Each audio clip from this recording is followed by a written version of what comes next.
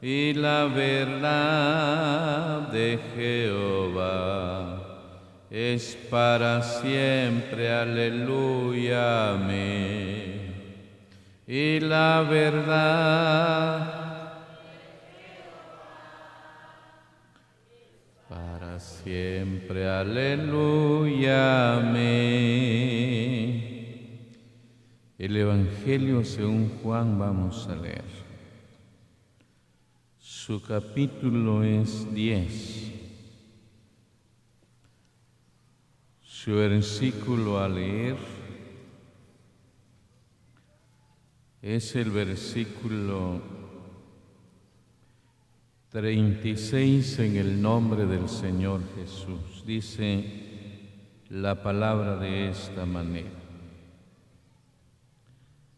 al que el Padre santificó y envió al mundo, vosotros decís, tú blasfemas, porque dije hijo de Dios soy.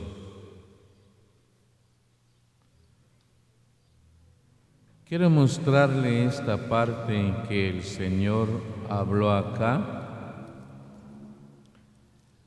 Al Señor lo llegaron a tratar de un blasfemo. Póngale que cuando Él llegó a decir, hijo de Dios soy, si usted lee Juan 5:18, los judíos interpretaban esa palabra y llegaban a decir, te haces igual a Dios. En la Biblia, por ejemplo, Filipenses 2:5 dice que Él no usurpó el ser igual a Dios como cosa que aferrarse, usar su poder, su autoridad, su dominio, sino que se despojó a sí mismo y se hizo hombre, actuó como todo ser humano, tuvo sed, cansancio, se enojó, hizo un látigo de cuerdas, miró con enojo serio en una ocasión al pueblo, como todo un ser humano. Job llegó a decir, la profecía dice que cuando se reía también no lo creían. Pero la Biblia nos describe que no usurpó el ser igual a Dios. En Colosenses 2, por ejemplo, usted va a encontrar una palabra, el apóstol Pablo, en el verso 2, 3, dijo él, y de conocer el misterio de Dios, el Padre, y de Cristo. Pero ese texto original dice, y de conocer el misterio de Dios, el Padre, que es Cristo. Dios el Padre es Cristo. Entonces no es igual, sino que Él es. No se va a igualar a nadie porque Él es Dios, Él es el Padre. La primera de Corintios 3, por ejemplo, 16, 17, dijo el Señor, porque el Señor es el Espíritu. Entonces, cuando alguien trata de hacerse, como decimos vulgarmente, bolas y y quiere separar algo así, los judíos les pasó eso y llegaron a decirle al Señor, tú blasfemas, porque Él dijo, hijo de Dios soy. Pero hay una palabra que me interesa presentar acá en el verso, cuando el verso nos lo describe el Señor en palabra del Señor, al que el Padre santificó. Esta palabra es lo que quiero presentarle. Yo leía y miraba mucho este verso y dice al que el Padre santificó. En primer lugar, la palabra santificar es apartar, consagrar, dedicar separar algo para un uso especial. Hay, por ejemplo, un día estaba viendo, porque oía a un enseñador hablar de lo que Pablo dijo, ¿verdad? Que hay vasos para honra, lo dijo Pablo a los romanos y lo dijo a Timoteo, y vasos de deshonra. Pero la traducción griega no usa vasos de deshonra, sino que usa definitivamente vasos para usos especiales y vasos para usos continuos. Pero está muy pesado el verso cuando dice, porque el otro empezó a mencionar que los vasos de deshonra hasta llegaba a tal punto, ¿verdad?, de una basinica. Pero no se refiere a eso, hermano. Tendría que usted estudiar el verso a fondo para no decir algo que se le ocurra pensar a uno, ¿verdad? Cuando dice usos honrosos y deshonrosos, está hablando de usos especiales y usos varios. Hay vasos que tienen frecuencias en un uso y hay vasos que no. En la casa, a veces uno se queda viendo, bueno, hay vajillas especiales que solo salen en tiempos específicos para poder lucirlo, y hay vajillas que dicen, bueno, están, pero son vasos limpios que se usan, solo que la palabra lo define así. Y al mirar el verso, cuando se dice que santificó, al que el Padre santificó es al Hijo, apartó, lo eligió, lo separó o lo consagró. Estaba, como le decía, que literalmente esta frase que lee usted acá, poner aparte para un propósito, pero un propósito especial. Dice que el Padre santificó al Hijo para un propósito especial. Lo apartó, me servirá para usarlo para un fin muy especial.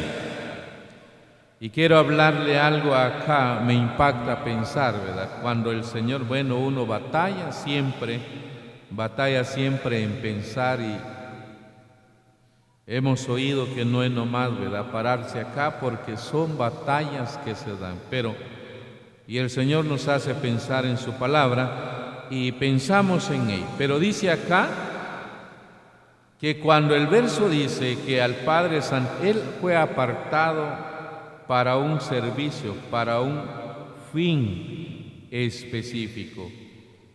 Y me quedaba a observar en la palabra del Señor, porque cuando nos quedamos viendo acá el sacrificio del Señor, bueno, démosle un vistazo al Evangelio según Juan 17. Primero en la vida del Señor, mire lo que dice el capítulo 17 y el verso 19. Si el Padre lo santificó, lo apartó, lo consagró, lo separó para un uso, para un fin específico. Oiga este Juan 17 y el verso 19. Y por ellos yo me santifico a mí mismo, para que también ellos sean santificados en la verdad. Cuando leía el verso y pensar en ello, dice, y por ellos yo me santifico a mí mismo.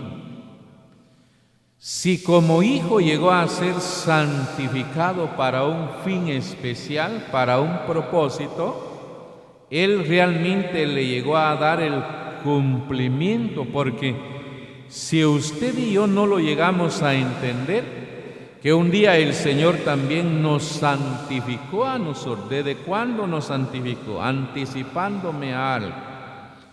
La santificación realmente llegó a la vida desde el día en que nos convertimos al Señor, desde ese día en que Él nos llamó, pero nos apartó del mundo. Por eso a veces uno logra entender los planes y los propósitos de Dios, cuáles son, por qué tanta insistencia en una cosa en el Señor en la vida, porque Él anhela que el hombre entienda como Él lo llegó a entender, como dice acá: por ellos yo me consagro, por ellos yo me aparto, por ellos estoy separado, por ellos. Hay una revisión de la palabra que lo define así: toda mi vida la he entregado al Señor, y lo mismo espero que hagan mis seguidores. Es la interpretación que le han dado al verso. Toda mi vida la he entregado, consagrado o dedicado a alguien en especial. Y viene la parte que se viene a ver como un deseo que dice: y lo mismo espero que hagan mis seguidores. De manera que cuando vemos el verso y dice: y por ello yo me santifico a mí mismo, me consagro, me aparto, me dedico al fin por el cual me santificaron, uno viene a ver acá si realmente él estaba viendo algo acá, y es un atributo divino. Por ejemplo, miremos el primer libro de Samuel, capítulo 2. Oiga lo que está escrito en el primer libro de Samuel, capítulo 2, y el verso es el 2. No hay santo como Jehová, porque no hay ninguno fuera de ti, no hay refugio como el Dios nuestro. Pero la santidad como atributo divino es algo, por ejemplo, cuando se le llama un atributo divino, viene de Él, es de Él. Por ejemplo, si decimos que Dios es amor, no vamos a decir que en Él hay amor, porque Él es un atributo de Dios. Dios es paz, Dios es. Cuando dice es un atributo que fluye del Creador. Y cuando se viene a ver que no hay santo como Jehová, es un atributo divino, que el que no es atributo propio, alguien que no es atributo propio, lo imita. Hay quienes imitan, ¿verdad? Hemos visto algunos que tratan de imitar, pero lo imitan un mes, 2 meses, después se les olvida porque no es propio del decir, del dicho, del actuar. Entonces, cuando no es propio, no es un atributo propio, definitivamente lo olvida y lo deja de hacer. Pero cuando se habla acá del verso, dice que es un atributo divino, es de Dios. Y en la Biblia viene y se queda viendo usted cuando el verso dice: no hay santo como Jehová, santo. Y estaba observando en la palabra del Señor, porque me quedaba a ver acá en el verso cuando dice, bueno, si es alguien. Estaba mirando una palabra que hay un anhelo del Señor. Primera carta del apóstol Pedro. Primera carta que escribió el apóstol Pedro, vamos a ir desglosándolo de esta manera. Oiga lo que dice el capítulo 1, y el verso a leer es el verso, mire lo que dice el verso 15. Sino como aquel que odia no es santo, sed también vosotros santos en toda vuestra manera de vivir, porque escrito está: sed santo, porque yo soy santo. Mirad esta palabra acá, dice el verso, sino como aquel que odia no es santo. Recibimos el llamado de Él para vivir una vida de santidad, y me quedaba a ver esta parte cuando se habla de la santidad. Se está hablando que aquel está apartado, separado de todo lo que contamina, ensucia, mancha y queda consagrado o dedicado al servicio, a la utilidad, a la disposición de aquel que lo llama. Bueno, uno viene y piensa en la palabra del Señor y Él dice, como aquel que os llamó. ¿Quién lo llamó a usted? ¿Quién lo llamó? El que nos llamó es el Señor, el que nos ungió es Dios. Pero desde el día en que lo llamó el Señor a usted, ven, ¿verdad? Juana, ven para acá. Hay dos versos, ¿verdad? Por ejemplo, en Marcos 9:51, Bartimeo llama, clama, Jesús, hijo de David. Lo manda a llamar al Señor y llega Bartimeo y le dice el Señor, ¿qué quieres que te haga? Cuando llegamos al Señor, oímos una expresión, ¿qué quieres que te haga? Perdóname, Señor, te he fallado, soy pecador y en fin. Pero en Hechos 9, 5 y 6 está la otra palabra, a la inversa a ella. ¿Y cuál es? Pablo cae y él dice, ¿qué quieres que haga, Señor? A veces cuando pienso en esos dos textos hay un mensaje trazado al respecto. La mayoría queremos que el Señor esté a nuestra disposición, pero nosotros no queremos estar a la disposición de Él, porque Él viene y dice, ¿qué quieres que te haga? Señor, buen trabajo, buen negocio, buena mujer, buenos hijos, buena ganancia. Muy bien, pero no llegamos a decir, Señor, ¿qué quieres que yo haga? ¿Te ha preguntado qué quiere el Señor que usted haga? ¿Qué quiere el Señor que usted haga? Si hay personas no convertidas, primero le dice, conviértate al Señor. Haya convertidos, pero no están bautizados, ¿qué? Bautízate, porque es lo que yo quiero que te bautice.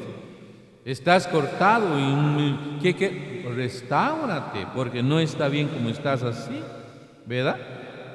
¿Estás solo? Cásate, porque es mejor que te cases que no vivas todo quemado y terminarás bien moreno, ¿verdad? Entonces, la Biblia nos enseña a ella cuál es el querer de Dios, pero cuando hago mención de estos dos versos, el que llama y dice, ¿qué quieres? Pero ahora, ¿qué quieres que yo haga? Señor, ¿qué quieres que yo haga? Uno se pone a la disposición del Señor, pero viene Él y dice, bueno, ¿qué quieres que te haga? Uno viene y ya oye la voz del Señor cuando le dice, bueno, si yo soy santo, tú debes ser santo. Pero no solamente que seas santo de nombre o santa de nombre, ¿verdad? Porque pudiera ser que tengas santo y santa, pero se vive una vida, como ya se escuchó, sucia, impura ante los ojos de Dios. Oiga, hermano, de manera que cuando logramos entender el llamado del Señor, y Él dice, si yo soy santo,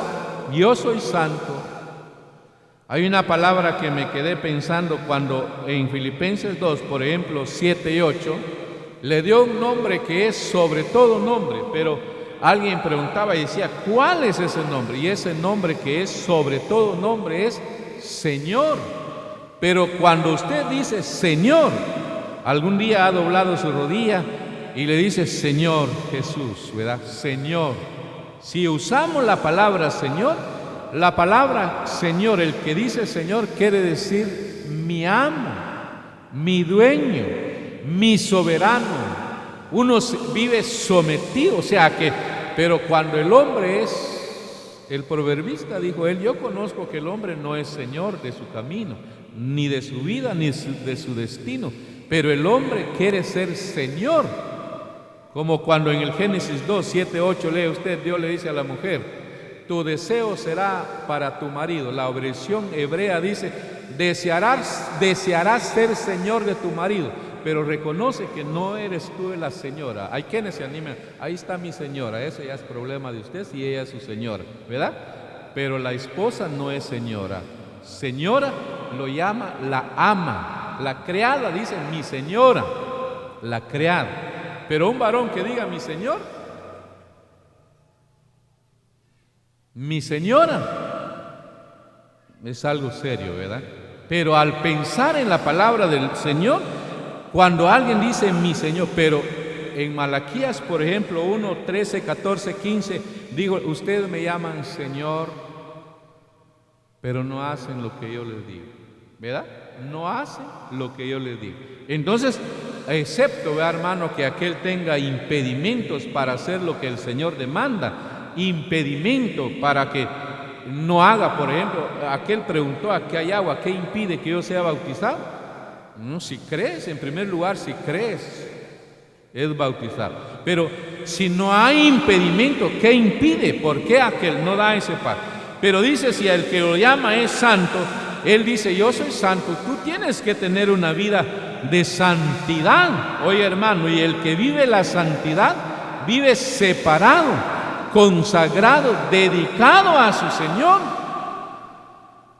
Romanos, miremos lo que dice la carta a los Romanos, capítulo 11, porque cuando uno logra entender los planes del Señor, ahora bien, la Biblia, por ejemplo, el sabio dijo en una ocasión que la Biblia es cual agua, ¿verdad?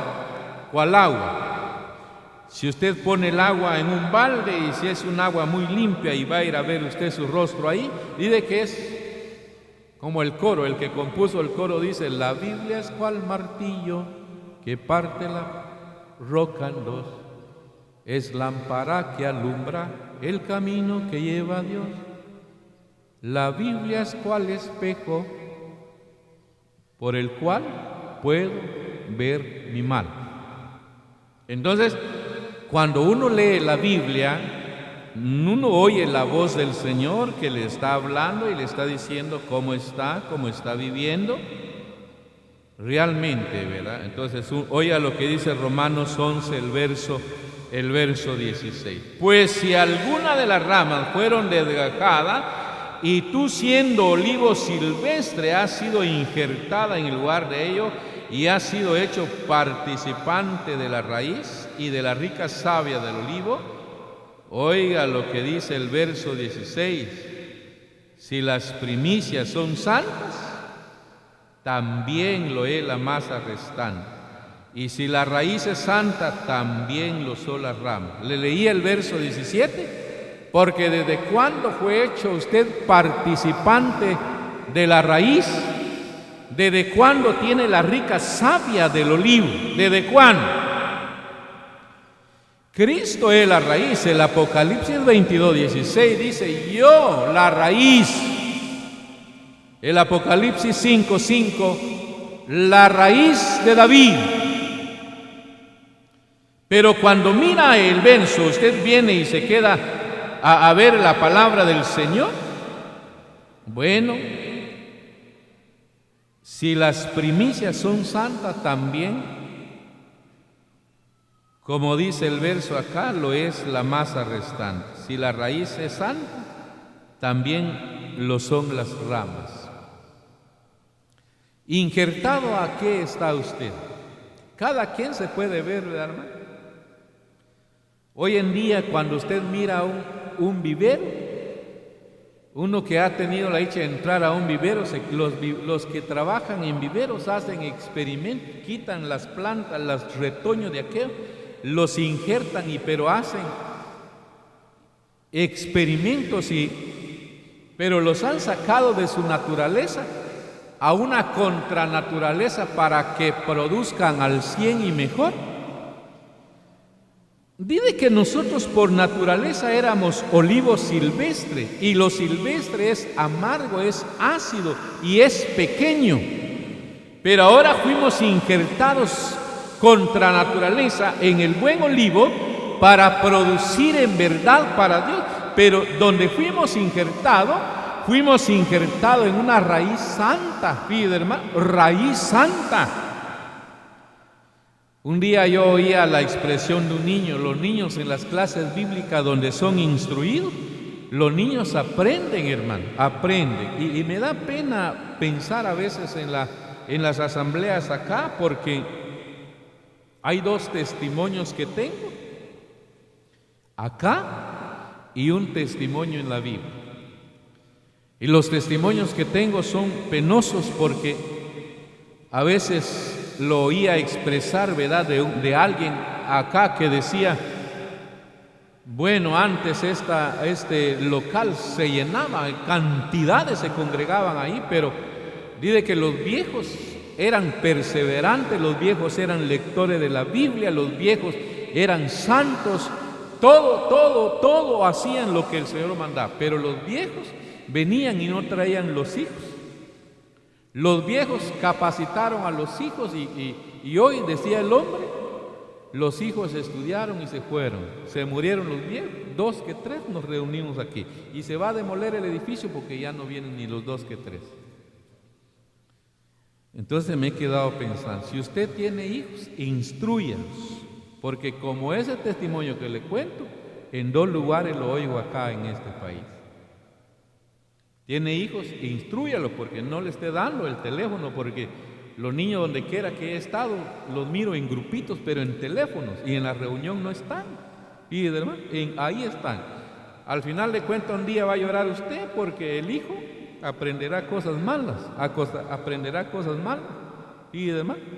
En la Biblia usted encuentra, dice que Josué, por ejemplo, 2, describe que se levantó una generación que no conocía. Dice que el fracaso de Israel fue no haber instruido a los niños.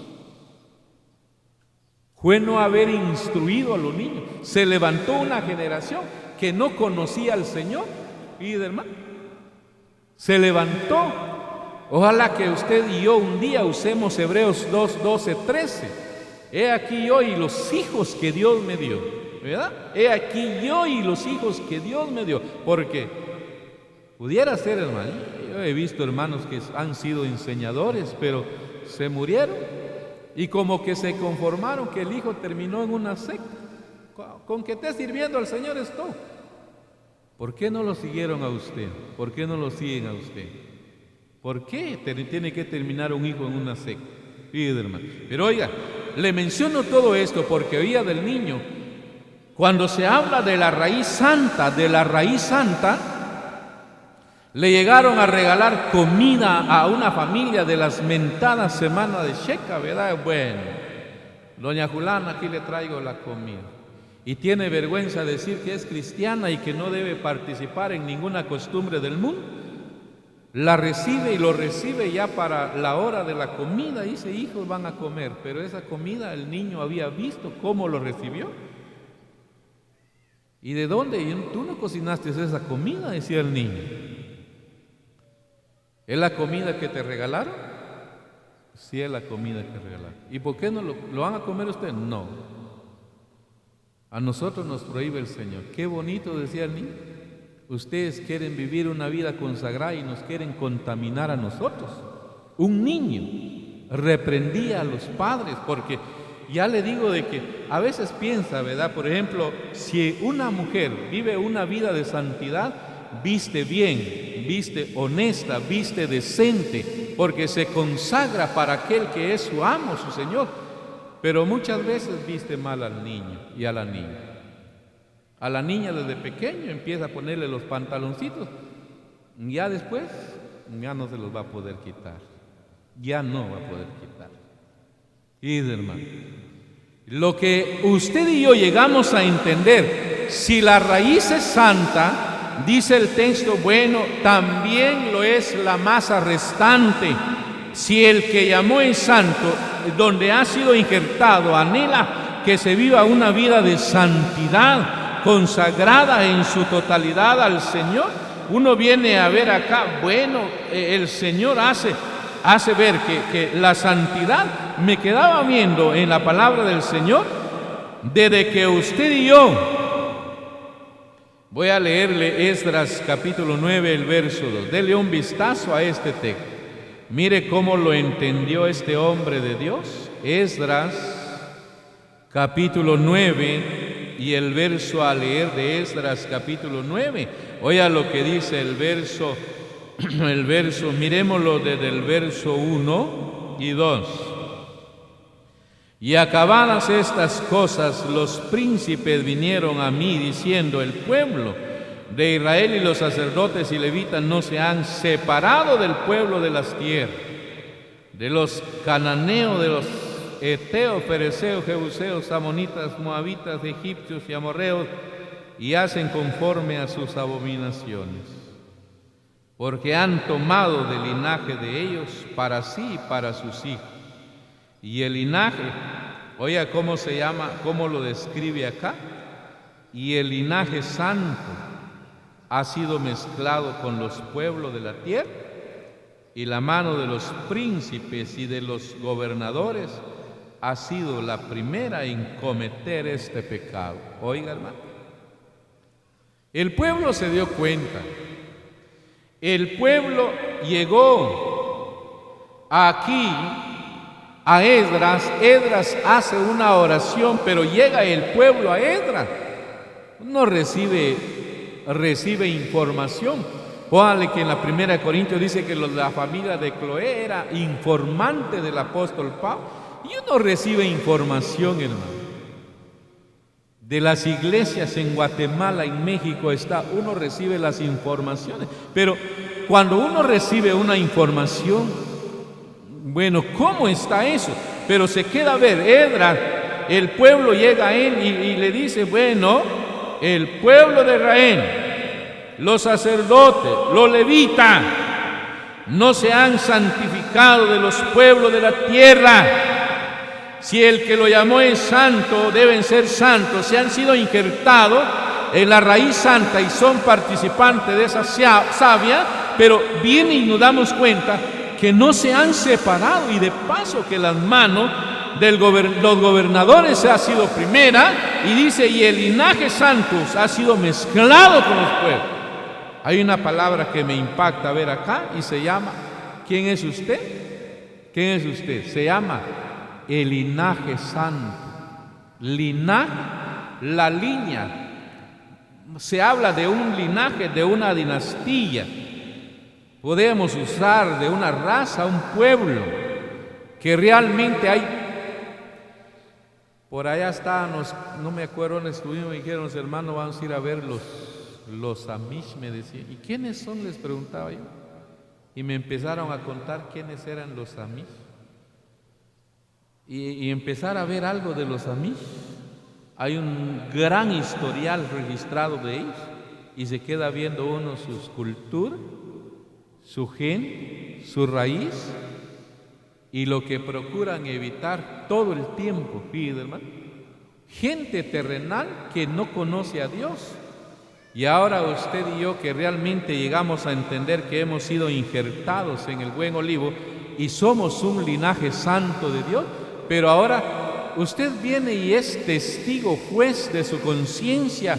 Ya oímos que tenemos una conciencia que se llama el juez de nuestra vida. Si usted viene y juzga cómo ha estado su vida de santidad ante los ojos de Dios, proseguiremos en mostrar la otra parte cuando se viene a ver qué beneficios tiene una vida santa, qué bendiciones alcanza cuando el hombre realmente vive una vida consagrada, dedicada, apartada para aquel que lo llamó y lo injertó a la raíz santa, para que realmente viva de esa savia, de la rica savia de la raíz que es el Señor Jesús. Que el Señor nos ayude cada día a ir comprendiendo su palabra, las que Él nos ha hecho ver, que Él las bendiga en cada corazón.